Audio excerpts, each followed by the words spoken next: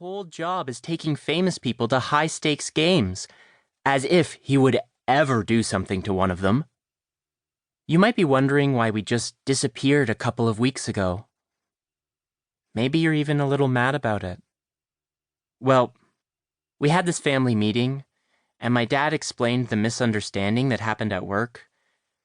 It was pretty bad. The meeting, I mean.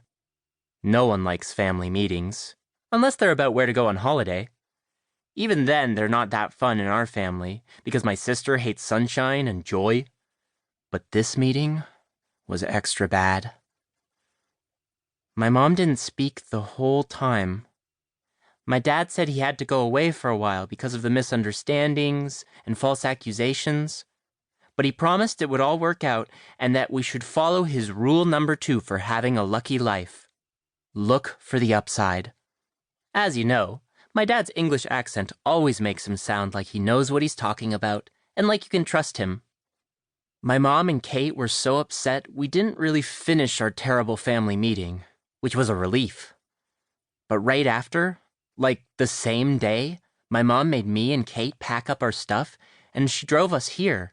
And my dad went to a treatment center for people who are having problems, like being addicted to drugs or gambling, which is quite sardonic, I think that's the word, seeing as he's a professional poker player and gambling is sort of his job, or it used to be. I guess in his case, he's staying there to help with how it feels to be misunderstood, for being funny and friendly, and maybe giving a few too many hugs to celebrities who aren't used to being touched, so they accuse you of taking liberties and ruin your whole life and the lives of your children. You might not even know where we are, since you aren't reading my messages. My mom and sister and I moved to my mom's cousin's house in Stony Butte, Arizona, to get away from everything for a while.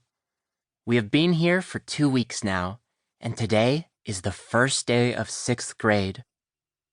Even though our school in Vegas, Circle Square, has its issues, such as too much talking about what color our feelings are, it's about 1,000 times better than Stony Butte Elementary, at least so far.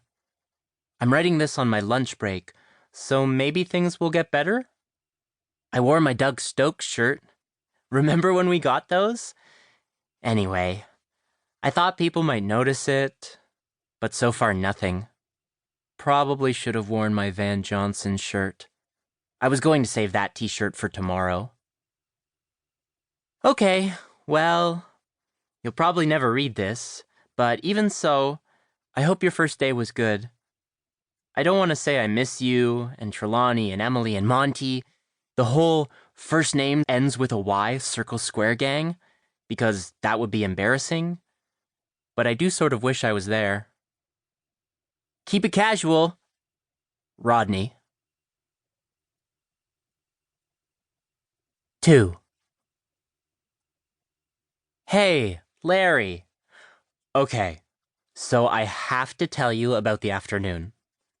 If the first morning at Stony Butte was lame, the first afternoon was whatever is a lot worse than lame. Here's the deal. I know you'll appreciate this. Like I said before, I wore my Doug Stokes t-shirt. Remember how when we showed up at Circle Square last year with our Doug Stokes shirts, everyone was impressed, and they wanted to hear about how he came to my house for a pool party and a barbecue, and you and your mom were there, and we got some major points for that? So I was happy when the kid who sat next to me in homeroom noticed my shirt after lunch. "Who's that?"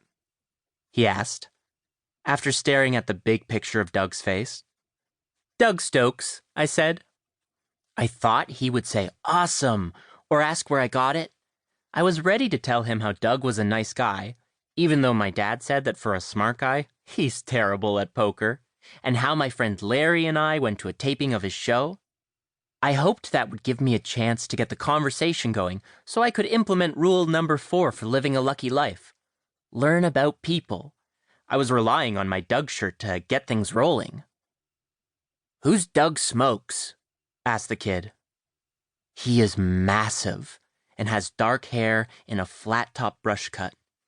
He looks like he might ride BMX.